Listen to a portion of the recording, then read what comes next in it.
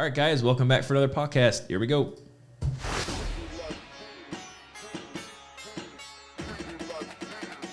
Welcome to the podcast.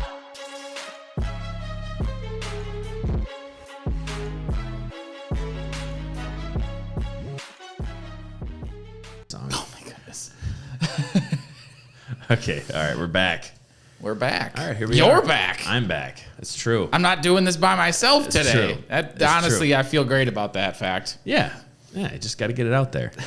There's a lot of people doing solo content. Yeah. I mean, as soon as I hear of you doing an OnlyFans podcast, we're gonna have to have a conversation. Yeah, we're gonna have to. I mean, I know Twitch and Twitter and all those other ones. I mean, yeah, let's get it out there. But there might be some platforms we steer away from. Thanks for time being. So anyway, but teach their own. Teach their own. Not to disparage those who use it. That's just how we're going to start today. That's their thing, right? That's fine. I mean, money's money. So, all right. So, yeah, I mean, the last time that I was here, I think we made note was like 2 months ago. Yeah. But actually, in that amount of time, we've done a ton of content. I mean, we did some stuff for the Pre-Vet Club down in Grand Valley. Mm-hmm. We've been continuing our efforts with the Michigan State College of Vet Med. Got some more stuff coming down the pipeline that way. A lot of internal stuff, too. Yeah. Which is all great. So we've definitely been kicking out content. A lot of what we call our clinical skills rounds. Yep. So that's the other one that we kind of putting time into. So obviously not public from a podcast standpoint, but we kind of do for our new graduates or even students in that regard. But just trying to put out content that would serve them in our place of business, but really is applicable everywhere. It's kind of like the street smarts application to the profession, things that we've just shown to work with patient care and so on and so forth. But we're honestly on that. I mean, the clinical skills round, I think, was like probably the final catalyst to race approval. Yeah. Yep. So for context, I'm actually in the process of getting a bunch of our podcasts, just kind of figuring out the right way to do it, because some of them work in conjunction with each other and some are kind of one-off thoughts. So from a submissions perspective and the way that it works best, still kind of working through that. But the PAWCast, it'll most likely be a race-approved CE. Probably about the end of first quarter of 21 is the rough timeline. Yeah, that's amazing. Yeah, good work. Did not expect it at all, to be perfectly honest. And not that every one of them's going to be. I think there's going to be some stuff that's a little bit too outside. But their certification is non-medical stuff, which it's all relevant to operating a better practice. And that's just it. If you look at it from an operations standpoint, I really want to stay away from like the terminology of practice management, because it's really not that. It's operations and protocol and process. I mean, process and operations is probably a good way of going about it. But yeah, there's a ton of not just in the podcast that we've done, but really trying to be very deliberate coming into the next several round of podcasts. I mean, and I think it's kind of twofold. One is actually having content that's going to be easier to be race approved, stuff that's actually going to be a little bit more applicable that people can learn from and use. But the other one is also acknowledging that our time is tight, so as we're starting to do more work, whether it be with university, whether it be with some of these, teaching institutions, some of our efforts internally, we just have to look at the number of hours in a week, and be like, all right, well, if we're going to kind of kick something out to the general public, just making sure that it is of relatively high quality. So, but yeah, so that's pretty awesome. So, race approval is coming down the line. Yes. So that's amazing. Especially because, and actually that was just as of today. So just before this podcast, we recorded what we kind of jokingly call a press release. But it's basically, again, something that we just kind of send out internally to our supported staff here. It just kind of talks about different things. And basically what this one was kind of like the end of year, type rally, where it's like, all right, let's, not just from a numbers standpoint, let's look at, because we did talk about numbers, but, how have we done in the last year, 2020, in comparison to 2019 and 2018? to show like what are we succeeding in, but does the idea work? And the idea, of course, is serve the patient, educate the caregiver, but to take that into other portions of operations and process, it's like, all right, focusing on the middle 60%, understanding that top bonded practices are dead, understanding that more local influence and having more growth and more support of the staff. All of those things work together essentially to establish purpose, to establish well-being, to serve the patient. I mean, these are all things that we talk about repeatedly through PAWCast. But I think every single year it's so encouraging to know that the process and operations work. So just taking a small part of what we're doing and implementing it anywhere can have a substantial impact. I mean, for us it was just in, what do we say, number of invoices turned was 40%. Yeah, 40% revenue, 50%. So it's one of these where, again, it's the proof is in the pudding. For sure. Yeah, it's I've been kicking that idea around a lot and just trying to figure out what worked. In the last year. Obviously, COVID played a massive role in it. But really, in balancing, and some of the stuff that we've talked about in the podcast before has been, like survival mode, and that definitely was a thing that we struggled with.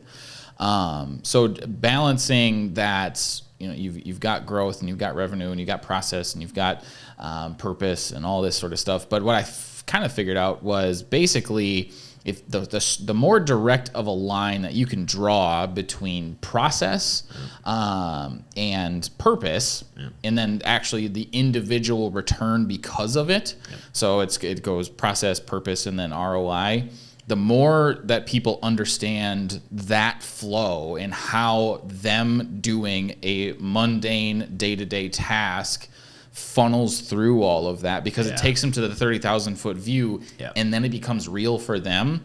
The easier that is, the more attuned they are to everything that's happening. But that actually kind of brings us into what we wanted to talk about today, and the only way that they can understand that is through collaboration. Absolutely.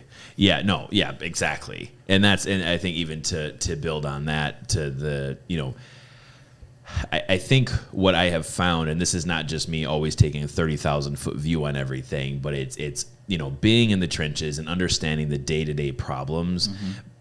But I think what ultimately I have found is the more instances, like you said, collaboration is key, but the more instances that you can take a step back. I mean, how many times do we hear that? Take a step back and reevaluate the situation. But really it's taking that step back. And I mean, for as cliche as it sounds, taking that 30,000 foot view, it makes the individual problems not seem as bad. So if you are so stuck in the day-to-day and so stuck in the moment-to-moment, and you can't see past the moment-to-moment and see past the minute-to-minute, day-to-day, is that it becomes incredibly volatile. And that's where, I think there's a lot of different ways you can define a toxic work environment. But I think one of the ways in which you can cultivate and sort of harbor and encourage kind of a toxic work environment is not really being able to focus on the big picture. And what happens when you have a business owner or an administrator who is so locked into the day-to-day failure? So you did this, it's just this whole big thing. And it's like, God, it was okay. Yeah, it was a problem, but it wasn't like a big mistake, but it was a problem. Why are you freaking out so much? And a part of it is like, that's where I think sometimes when you have kind of that disparity between like the freak out and then just the why are you freaking out, is that there are kind of two ways. Is one, it's like, well, maybe the person who is in charge just can't take a step back and see how all of these things relate together. And the person who is like, why are you freaking out? Well, maybe they just don't care. But the thing is, again, as you start to look at collaboration and saying, well, really the idea is when these events occur on the day-to-day, is you have to provide the opportunity to improve performance and fulfill. That's what it boils down to. And that's, again, in the press conference we had for the staff today, was essentially just that, is like, embrace growth. Like, understand that what got us through COVID summer, which we saw a substantial number of patients, I mean, a substantial amount. What got us through was process. So if we recognize that and recognize that process is what sets us apart, how can we do that better? If we assume that right now process got us through, we succeeded for the year, we did a fantastic job, but then what if we interpret that as not being a great job? So how can we do better? How can we do better? How can we do better? How can we do better? And that was a couple months ago. That's where it's like, how can we do better? Communication. Right. Communication. Yep. Yeah. So we had talked about that a decent amount in just kind of theorizing. I think it was it was right after this chart came out, because you had brought up that with the industry overview and having the problems and then having the solutions. But the original thought was that communication was kind of at the center of it, and what we kind of figured out was that communication and collaboration. You can't collaborate without communicating. They run hand in hand. Right. But you can't actually get, and I would argue that this is just on any problem ever. Is that you cannot get through out of a problem and into a solution without communication and without collaboration. Yeah. That's why triage will fail with a poor communicator. Yeah. That's why we went from saying that we had a lead technician to an expediter to the technician communicating triage. Yeah. Like, it became readily apparent that it's just like, the reason why our triage process works is because we communicate well. So if you're not communicating, you're not collaborating, you're not problem solving, you're not implementing a plan. So communicate. That is a day-to-day process, but coming into a 30,000-foot view, it's like, oh, well, we're really not, by not communicating, we're not collaborating, we're not providing the opportunity to improve performance, we're not providing the opportunity to improve fulfillment.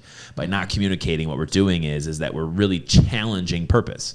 We're challenging well-being, and a lot of the times that's how then you get into division, you get into the victimhood, and then that was last podcast was the subtleties, the victim mindset, or failure mindset. Thank you, failure mindset. So this podcast is really about the other side of that, because we talked a lot about kind of the quote unquote what not to do, but this one is really going to kind of tie together a lot of different ideas that we've used in the past of accountability and forgiveness and kind of assigning roles and how ownership works, what being a mentor, what being a leader means, and all of these things that push your staff and yourself into success. Like, how do you actually get there? And it all starts with collaboration. You talk about and again, guys, we are referencing the creating accountability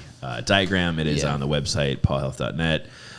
So just so you can kind of follow along, last week we kind of talked about division. This week we're talking about collaboration. That's the left side of the chart, everything in blue. Exactly. Yes, thank you. Yep. I'll have overlays too. Sure. So everything kind of starts at collaboration. What is collaboration? It's providing opportunity to improve performance and fulfillment. That is a very wide definition. Yes. And again, it was intentionally wide. To think about opportunity to improve performance and fulfillment. Like, literally, you can go from that in the second, like in the minute thought, to like, how are you generating a year-long plan or whatever it is? Like, how are we working together with the resources that we have to improve your performance and individual fulfillment as it relates to what you are doing? And that's the foundation of, pretty much the culture and core value section of the ERT.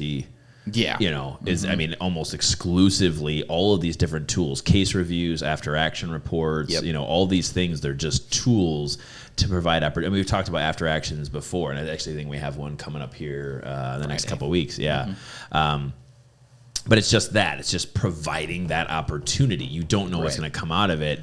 And the day-to-day, to week to month to year to year, that's where it's like, after actions. And this collaborative process is going to fail every single time if you have administrators unwilling to accept their own sort of piece of the puzzle, piece of the pie, is that if we just continue to assume, and that's why, again, for us, we are an inverted org chart. In administration is the bottom of the pyramid.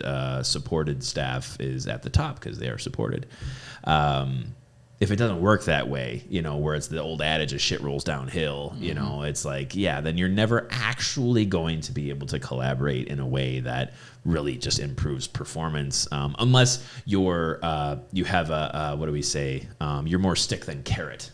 Mm-hmm. So, you can definitely have the opportunity to improve performance if you're all stick. Yeah. So it's if you're more on the carrot side and being like, well, let's entice and let's, say, all right, well, this is what's on the other side. Come along with us. Mm-hmm. That's ultimately, I guess, how we would say you lead into then the part of that diagram is creators. Right. Yeah. So you definitely have, like, I kind of want to touch on the stick and carrot thing. Yeah. The key to both of those is balance. Yeah. You can't have just one on either side. Yeah. So there's definitely a balance that is important to know that you're going to consistently screw up. Yeah. You're never going to do it perfect. It's just a matter of analyzing everything that you're doing and just seeking to improve on it, because every day is that little bit different and there's no way to ever do it perfectly. So you just have to try. Yeah. When I worked at Catch-All, that was one of our core values, was just try. Because let's just acknowledge that we ain't perfect at this. And this is kind of the same thing. That's why we talk about, in the press release or whatever you want to call it, talked about don't fear these after action reports and case reviews. Like we're just wanting to improve, or just wanting to try, because this is how we collaborate. Like those tools are meant as a designed mechanism to go through what we're about to do. Mm-hmm. It's just plotted out in a way that makes it situationally based. Yeah. It takes it from the abstract, it puts it into a real life scenario. So we're going to talk about it in the abstract so you can understand the concepts a little bit better, but application and practice is the only way that this ever really works. Like, understanding the variables is important, but you have to flex the muscle pretty consistently. So you can it is a muscle. You get stronger at it or you get weaker at it. Yeah, and even in running those tools, I mean, case reviews gotten better at them over time. After actions gotten better over time. Mm-hmm. And I think with those after actions, it works better when you have at least one member of that team highly accountable. Mm-hmm. So if you have a group in which you're trying to run after actions and it's just the culture isn't right, the people running it aren't exactly fit to be doing it, it can be utterly catastrophic. Mm-hmm. But it also, again, it's just part of the collaborative process. So you say, oh, well, I guess we don't have core value. We don't have culture. I guess this is all shit. I guess I don't know what I'm doing. But it should never be a deterrent to stop. Mm-hmm. That I think is sort of the part of it, because again, as we get through sort of this vertical diagram here, is that when we start to talk about solutions and plans and implementation, like you can have as many implementation failures as you want, but that doesn't mean the solution is bad. Mm-hmm. And I think that's where a lot of people get hung up, and we can talk about this in a few minutes, but I mean, again, so really kind of getting into all these different tools of collaboration, you're exactly right, is that going through an after action, going through a case review, these are all the same words we use in that. So even in looking at the diagrams we have online, the defining accountability, assigning accountability, and this is creating accountability. If you read defining accountability and assigning accountability, all those things are in this diagram. Yeah. Yep. So it's just different ways to consume the same thing. So again, when you start to talk about after actions, you start to talk about some of these other things in collaboration and being creators, that's what this is you're trying to force more people into collaboration. Mm-hmm. And it's a little bit of both. It's a little bit of carrot and a little bit of stick. You'll have some people who are really like interested in like, what is this thing? That's more carrot and stick. It's like, no, we have to, you are absolutely doing this. That's stick, but it is that balance. And again, everyone's a little bit different. Anxiety plays a role and so on and so forth. But as soon as we don't take after actions, as soon as we don't take this collaborative process is meant to push into a growth mindset. And growth mindset is individuals that are committed to the success of the individual and the success of the team, is that if we take the focus that this is growth, it's not a reprimand, and that's where, like I said, I've kind of used the two terms interchangeably, is failure mindset and reprimand mindset are pretty much synonymous. Mm-hmm. So if we're really in this scenario where we are talking about these tools, these case reviews, the after actions or whatever else, is that if we focus on it just as forcing us into the growth mindset, there really isn't actually anything to be afraid of. It's not like it's a administrative process to tell us how bad we are. It's an administrative process to engage communication that tells us what we can do better. So the actual implementation of an after action or a case review is I actually would pause and say it is to provide opportunity to communicate, right? Yeah, absolutely. So then the next thing is, well, who's running it and who's participating in it? Are they going to walk in with a growth mindset, which obviously sometimes they're not going to, and you have to kind of force them through it. Yeah. But if you look at, these two pieces, collaboration is to improve performance and fulfillment, but also if it is done wrong, kind of what you're talking about, how they can go south really quick, is an after action or a case review can provide an opportunity to engage communication, which will challenge shared purpose and well-being if they don't know what they're doing. So you do have to tread lightly a little bit and make your intentions known right away of like, where do we want to kind of end up? And it is really with the effort of growth. You have to make that exceptionally clear because it can get, because of how emotionally charged it can sometimes get. There's another opportunity. Right. It's easy to end up in a scenario where it goes sideways. So you have to know what the mission of the meeting is and keep that in your sights the whole time. Definitely acknowledge all the variables as they occur.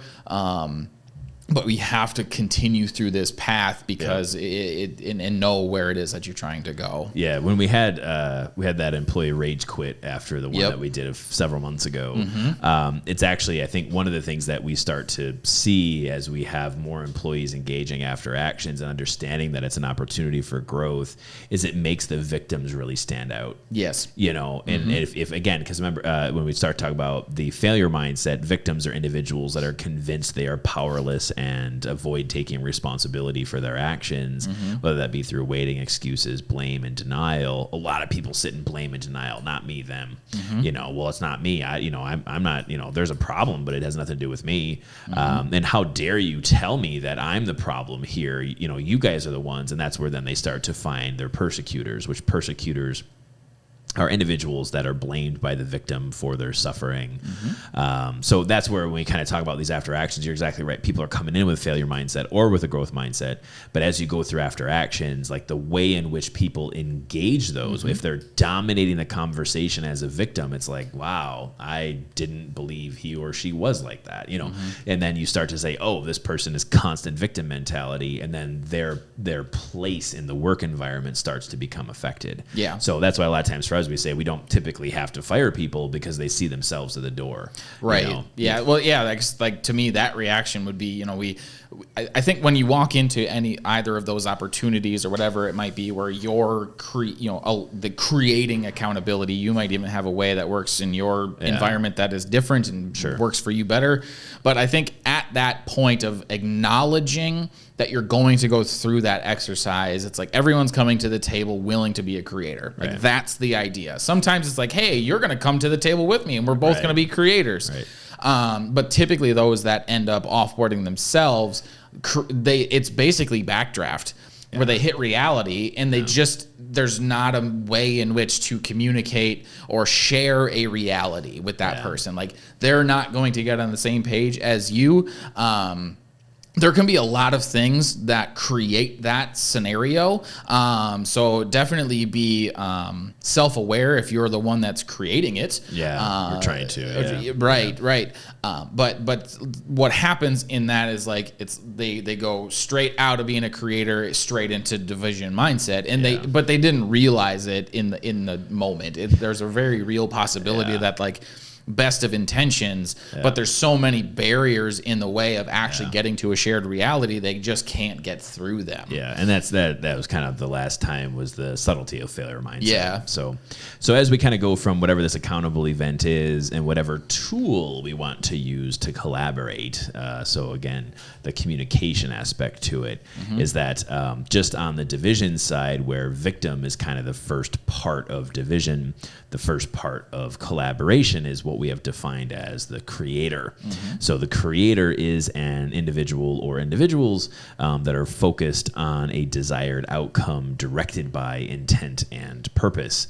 So you have the event, and then you provide the collaborative opportunity. You provide the opportunity to improve performance, and then people are going to determine whether or not they're going to become a victim or they're going to become a creator. So, and like Ben had just said a moment ago, is that once we kind of enter into collaboration, the communication tools, the after action, case reviews, whatever it is, that very, very first step is establishing reality. And that's where you said some people just can't actually get to reality. And I would say overwhelmingly the biggest barriers to getting to reality is what we talked about on the division mindset is, are they in denial? Are they blaming others? Are they just having excuses? You know, the wait's a little bit more difficult. Waiting is where individuals recognize that there's a problem but have chosen to not engage. So a lot of people that aren't getting to reality, it's the ones that are quiet. They just sit there and it's just like, well, typically those are the ones where you just kind of grab them by the hand and like, you know what, guys? Yeah. Let's just go this way. It'll be all right. But they're not as vocal. You get further down that line, you get into from waiting to excuses, blame, and denial. It gets so much louder as you get further down. You know, so I'm just imagining like someone in the wait just sitting there quietly, but someone in denial just, that's not a problem. Right. Just shouting. Yes.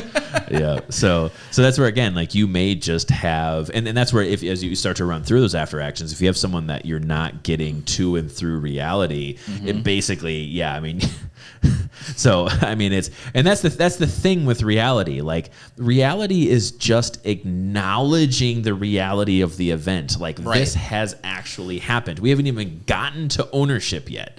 It's just saying, no, this actually occurred. We need to recognize that this occurred, because if you can't actually get to the point where you understand that this is a problem. So when we had the one employee rage quit, it was that like not even coming to the point of understanding that we had missed 2 treatments on a patient. It wasn't catastrophic. Animal didn't die. Wasn't a problem. It's just our times got thrown off, and there wasn't good communication and triage to understand that our times had gotten thrown off. That's all it was. And complete unwillingness to even acknowledge one's part in that process. End of story. Like, we're not getting past this. You're not going to be able to grow. So the question then becomes, well, what do you do if you have an employee that isn't getting to reality? It's like, I'll keep moving through the after action, absolutely, because this then becomes a very direct conversation with that person at a later time, saying, you know, I understand that you were kind of struggling a little bit. It would have been inappropriate for us to completely dive into all the reasons why you were struggling. If as a result of our conversation, there is something that can be brought back to the team as a team-oriented problem, by all means, let's talk about it. But most of the time, if they can't get to reality, it's an individual problem.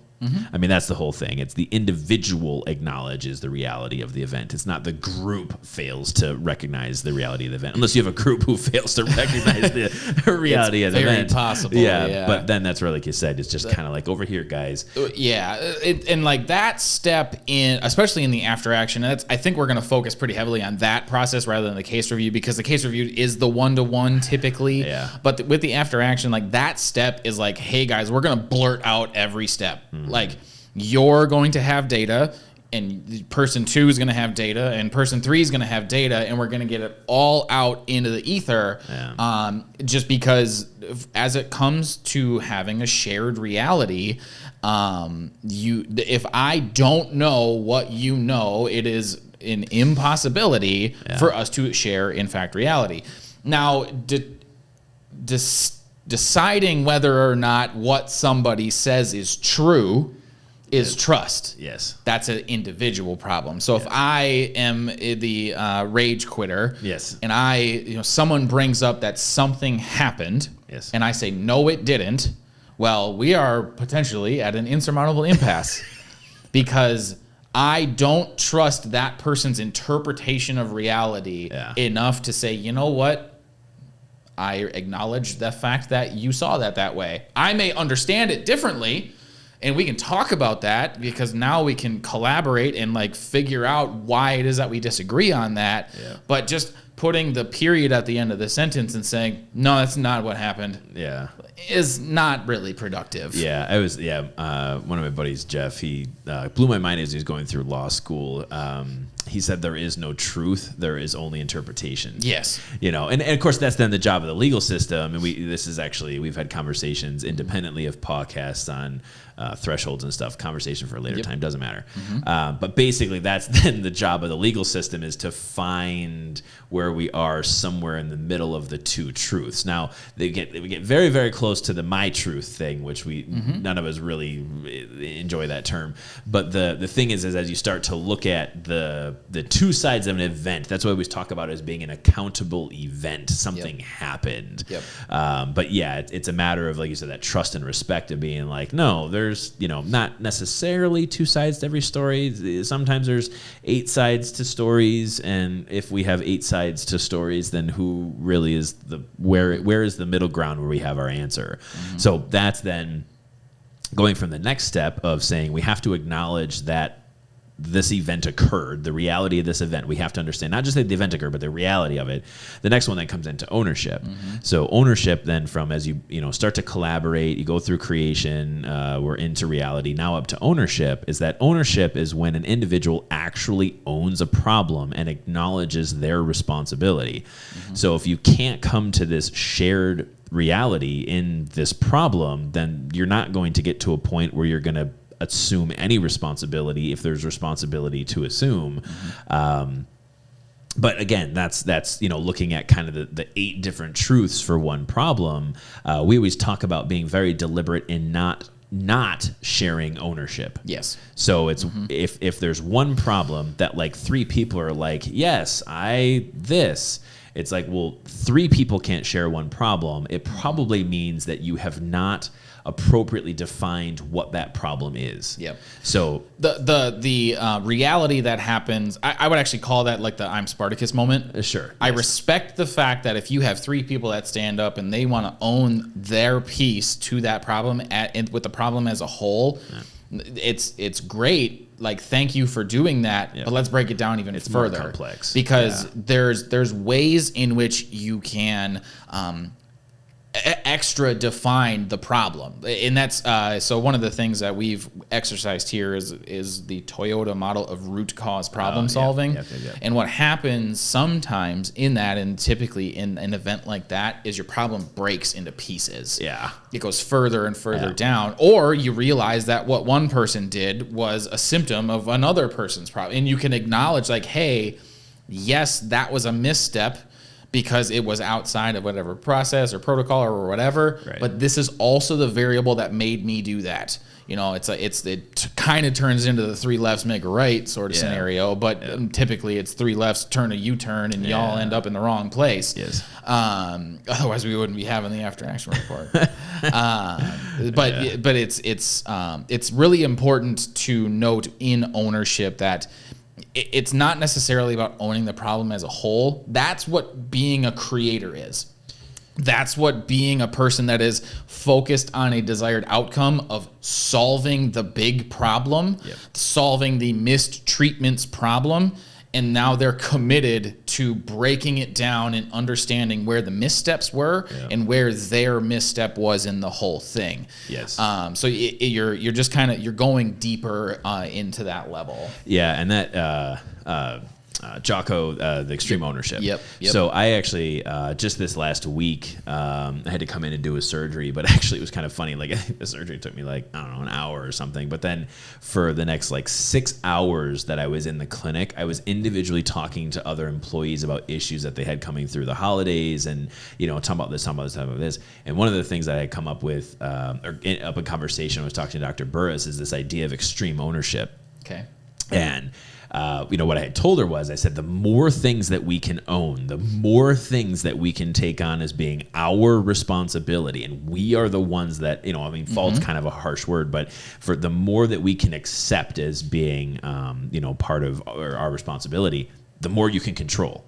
That is like literally the antithesis of a victim, because a victim is an individual convinced that they are powerless and avoid taking responsibility for their actions. So if we continue to push into creator and we continue to push into extreme ownership, by definition, we're not a victim. So the more you can own, the less of a victim you become. Because as soon as you own it, there's something that can be done about it. Right. And like you said, that something saying, yep, I actually want to own this problem, that something may end up being, okay, thank you for owning that problem, but guess what? You're actually, the reason why you're owning that problem is because administratively we didn't do this.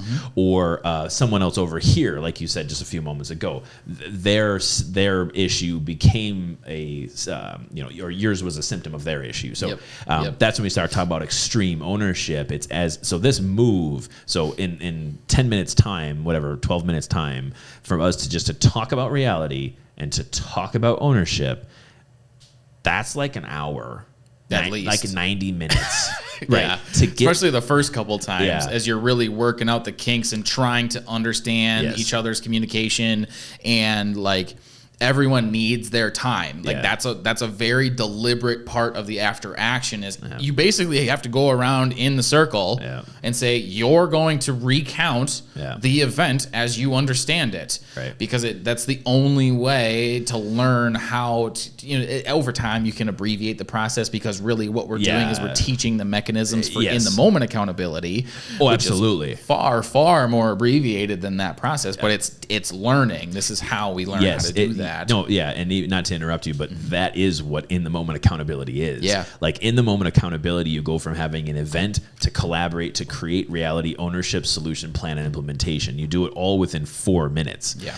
That's why I'm a really effective triager. Like, I don't care if things don't get done. I don't care. It's like, nope, what's the next move? What's the barrier? Let's move on to the next one, on to the next. Yep, no problem. But yeah, you're exactly right, is that to do an after action, it has to happen 2 weeks after the accountable event, so people's memories are still fresh. 2 weeks afterwards is so far after when it could have been handled.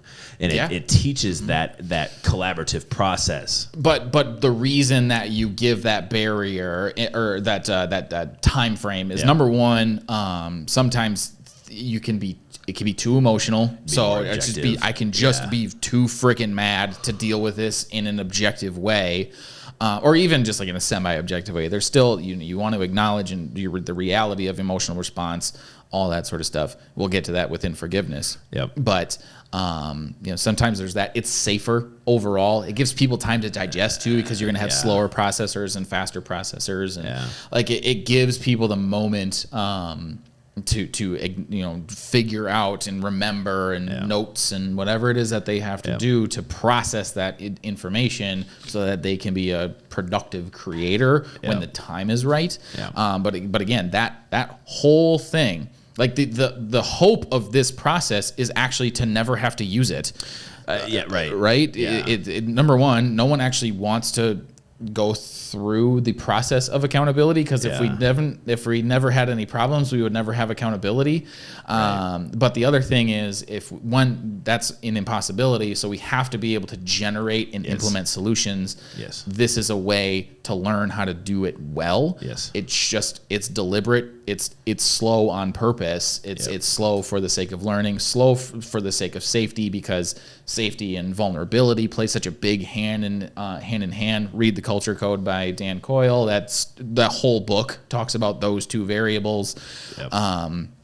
But yeah, it's really just letting creators, number one, acknowledge the value of being a creator, but then also doing it well. Yep.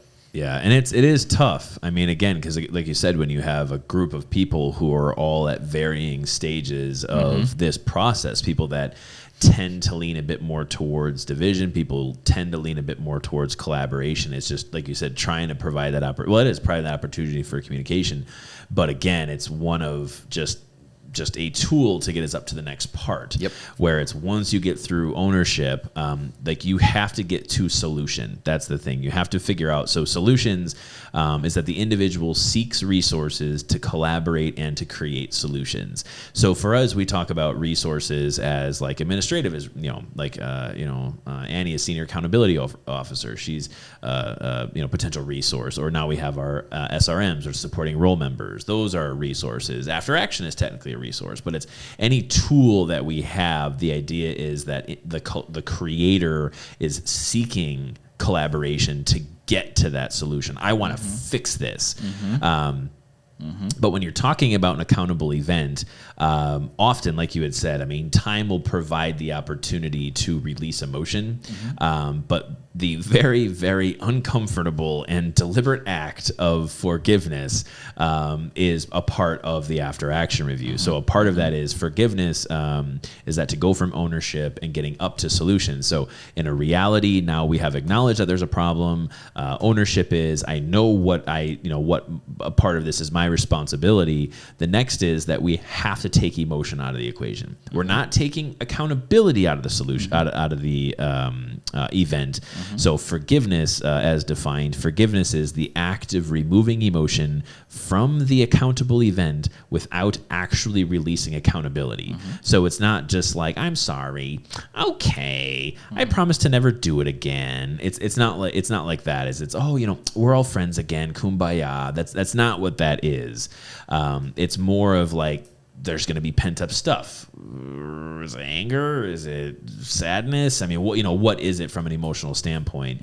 And that's taking that move from ownership up to solutions, is you have to go through the act of forgiveness. So one of the big things in terms of like a tip or item really of focus when you're going through that process is in the reality and ownership phase, you actually have to put into that the emotional response within the event.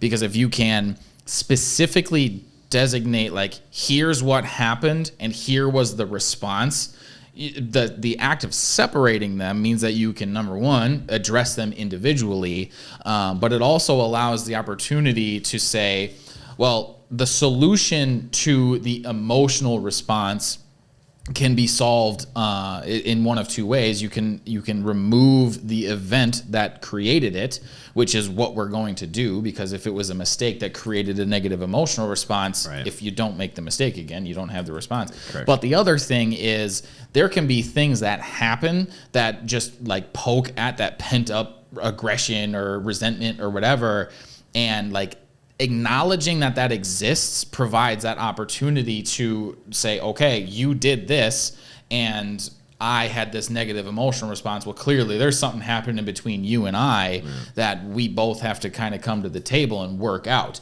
What forgiveness is, if in types of conflict, there are ways in which we disagree on, like, who was supposed to do something, when it was supposed to be done, what was supposed to be done, very objective things. But then there's interpersonal conflict, and those two things are pretty darn different. Yeah. Forgiveness removes the interpersonal conflict, highly emotional, highly volatile, really, really, really hard to implement highly effective solutions if you don't have it. But within forgiveness, you'll see on the chart, there are 3 steps within that process of desire, ability, and action. What that means is, within desire, this is one of the things that when I worked with, was working with Jen over at Catchall, the easiest way that we could describe it was basically, you have to love the people that you work with enough to give them the opportunity to be forgiven. Right. Like, you have to want that enough. Yes, now, the cool, not be vindictive. Right. The cool part, though, about having shared purpose is what the desire doesn't necessarily have to come from you and I wanting to be close or friends or whatever. Yeah. The desire comes from, hey, I have to do this because if I can remove the emotional stuff, I can serve the patient better. Correct. Yeah. We're not looking at, a family environment. We're not looking at a friendly environment. I mean, and that's, I think, one of the main differences that I don't want to say preach, but one of the main differences that we talk about here at PAW, it's the separation of church and state. Yep.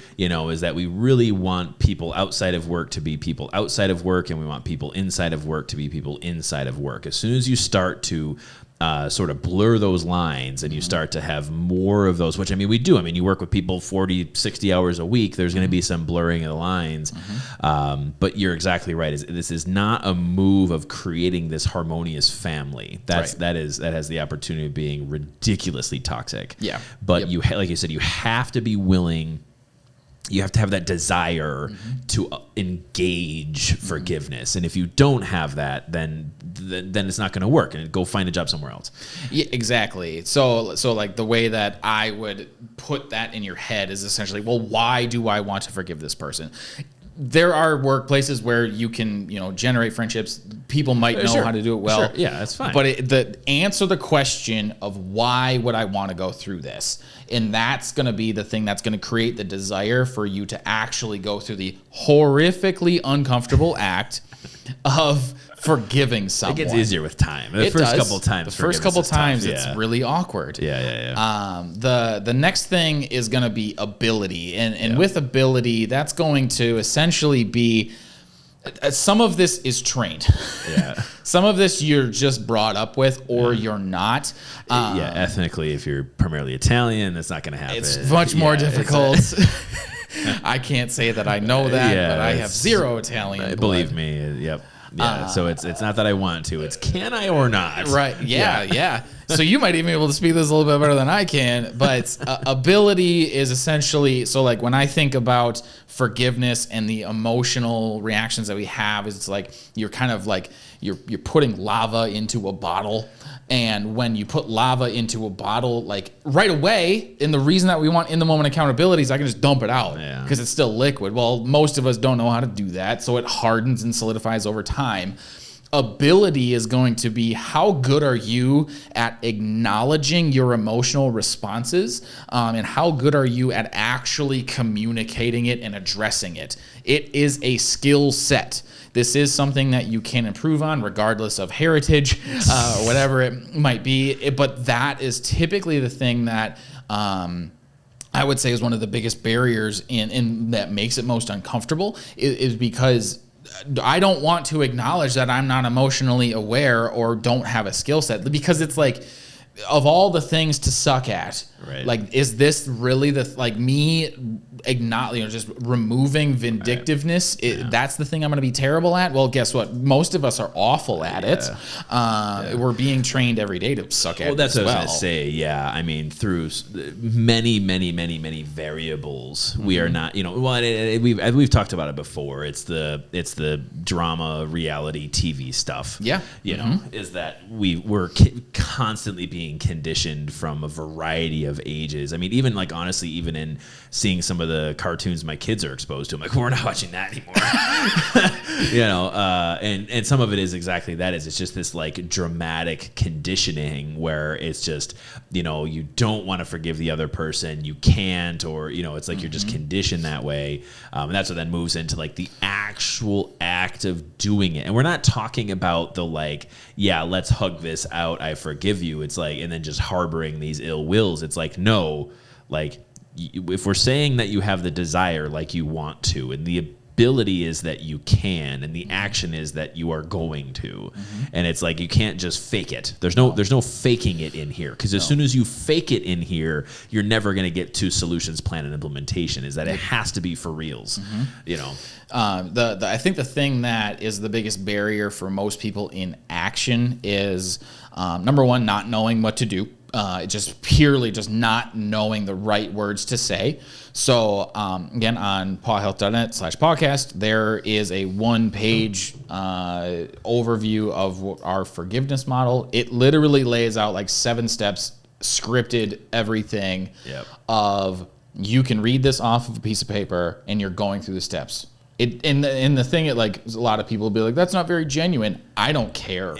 You're doing it. Like, you're choosing to go through the action. Right. Like, be vulnerable, just acknowledge the fact that you don't know what you're doing, and just use the resource. It's no different than looking at a textbook before you walk into a consultation. Right. You just want to be good at it, so just be good at it. Well, no, and that is the thing, is that you're taking away the action as the barrier. Meaning, if you have the desire to and the ability to, but you just don't really know how to actually do it. I like, for people who would reading the paper, seeing that as being disingenuine, it's only disingenuine if you don't have the desire. Yeah.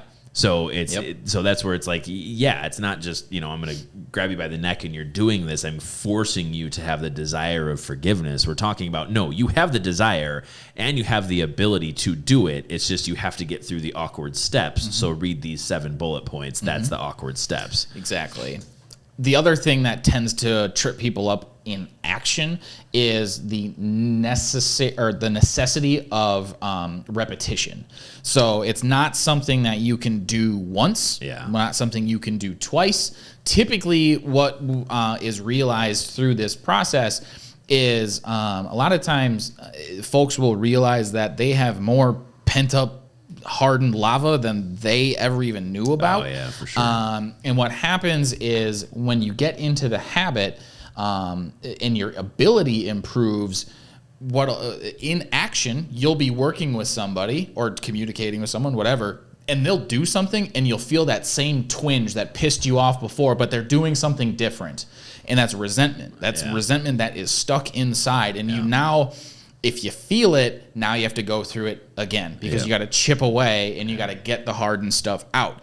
And it takes forever because you're just undoing so many things. And it's really hard to just commit to just going through the motions like that, because over time it starts to feel tough. Or just, again, disingenuous might be the right word. But if you know why you're doing it, it's just the right thing to do, and you just put your boots on, and put your helmet on, and you just muscle your way through it. Right. And it's, I as you were kind of talking, man, about chipping away and getting the parts out, is the first thing I wanted to say is, I'm like, well, yeah, that's why I'm empty inside.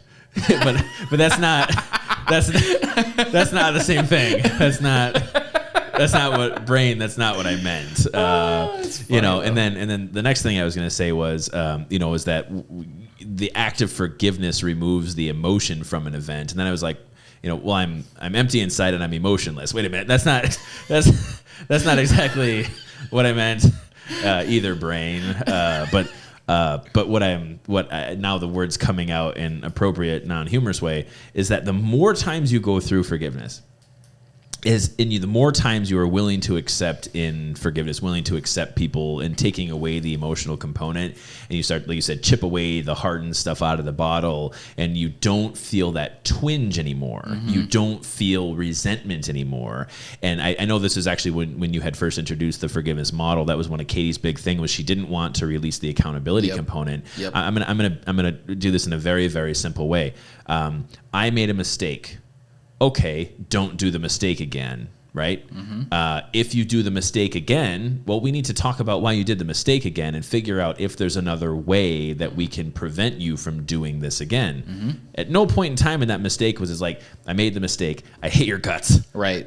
So that's where I think it's actually very awkward for people, specifically when dealing with me, when there are accountable events, because I just don't have. Now, I don't want to say I don't have emotion, because there was definitely some inventory things in the last like couple weeks where my only response is I had anger about this, and then I just immediately went to just laughter, because I'm like, I don't actually know. Like, this is actually now really funny to me. I'm angry, but it's so funny because, and I was actually talking to Dr. Christina and Rhiannon about this, was that I was like, the reason why my anger went to humor is because I was out of plans. Like, I had the solution, and we had implemented so many different plans for the solution. The solution is just fix it. We can fix inventory, but it's like trying to find all these different plans that I'm like, And it's just like, the very visceral reaction is, there's definitely anger in there, but it immediately went to just humor. So that's really awkward for people, where it's like, well, why doesn't he care more? And Sarai and I actually have this conversation where, she's just like, it makes me, and I'm like, I know I don't feel that. She's like, I don't understand. I'm like, yeah, I know.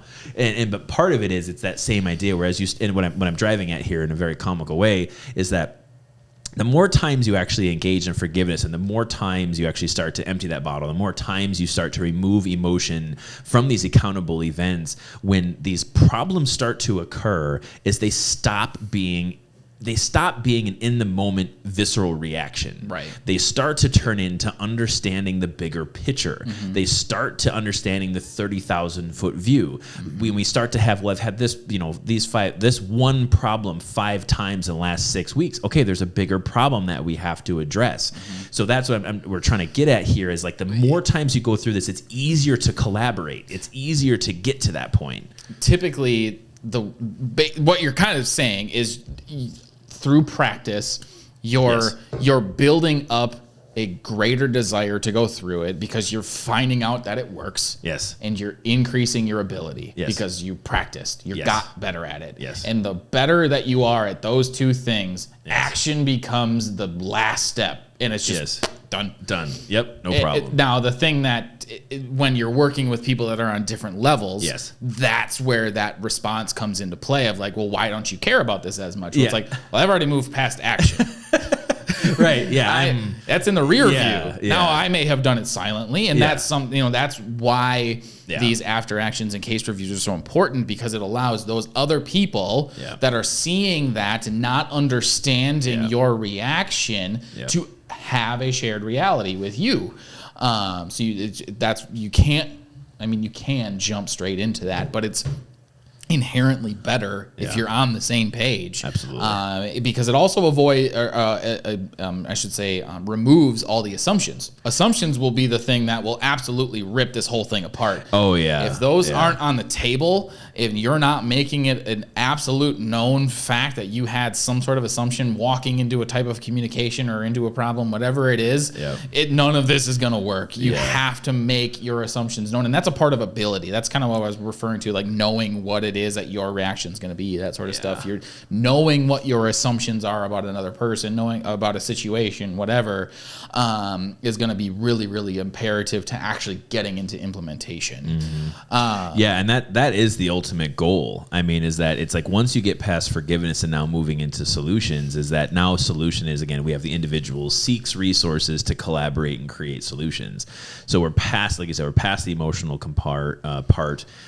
We've scrubbed it. Right? Like we let we had our objective problems, we had our emotional problems. Not that emotions aren't real, but they're different. They're in different categories. And now what we've done, and we've said, okay, we've got 8 variables over here in objective and 7 in emotional, and we've addressed all the emotional, and we're moving on to the thing that we still made mistakes on, because now we're all on the same page. We all have the desire to improve. We've exhibited that. We're none of us are going to look at each other and say that we're bad people as it relates to these specific problems. So let's move forward, because now we're all wanting to implement a effective solution so that crap doesn't happen again. And it is a skill to go from solutions to plan, because you have a lot of thinkers, and you can have a lot of solutions, but then it's a matter of what plans are realistically implementable. So that's even with, I think, inventory as an example. Sarai would recommend plans to me. I think we should do this. I think we should do this. I think we should do this. And it's not, intentionally being a barrier to a plan, but it's like, all right, well, good suggestion, but this, and this currently aren't working, so we're going to have a failed implementation. So that's one of the things I really want to be very deliberate about, is it's like you can have a good solution, and when you look at our diagram, you have to use tools, you have to use resources to get to your plan, and we come together and we're like, this is the plan, and a plan is individuals utilize resources to create an implementable plan. So it's like, we're going to come together, we've gotten through all these steps, we have our solutions, now we're going to create a plan on what needs to get done, now go do it. Mm-hmm. So then it's going to come down to, well, going and doing it is now implementation. Implementation is actually kind of outside of the creator circle. Mm-hmm. Once you come into implementation, it's individuals utilize the resources to implement the plan. Well, what can happen from implementation is you're either going to succeed or not. So if you don't succeed, meaning that we're coming down now back to that loop of fault tolerance, it's once a fault tolerance occurs, an individual has a choice. Just like they had when the accountable event occurred, you had a choice.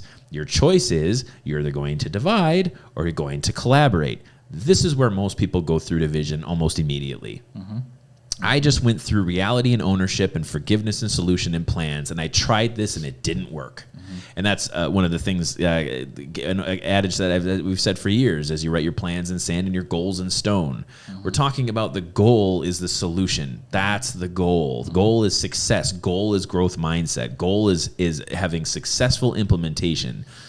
The plan might change 10 times. Yep. That was me laughing when it came to the inventory problem, where I'm like, like we still have the solution. We know what it needs to be, but our implementation just keeps failing. Why is it failing? We need to take this another layer deeper, another layer deeper, another layer deeper, another layer deeper. Yep. So once you then say, this is the plan we've come to, this is what we're going to implement, individuals are going to implement this or they aren't. And if they aren't, you just go back into collaboration.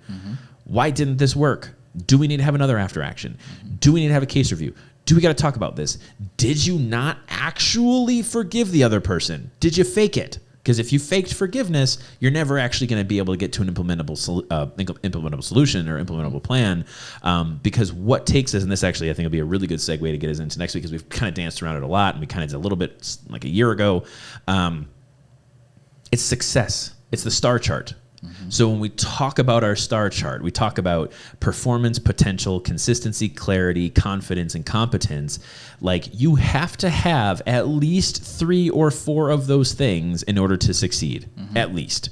So when we are saying that we are trying to implement a goal and we're not succeeding, that's then what the next part is. Are we not succeeding because we don't have the performance? Are we not succeeding because we don't have the potential? Are we not succeeding because there isn't clarity? Are we not succeeding because there isn't consistency, there isn't confidence, and there isn't competence?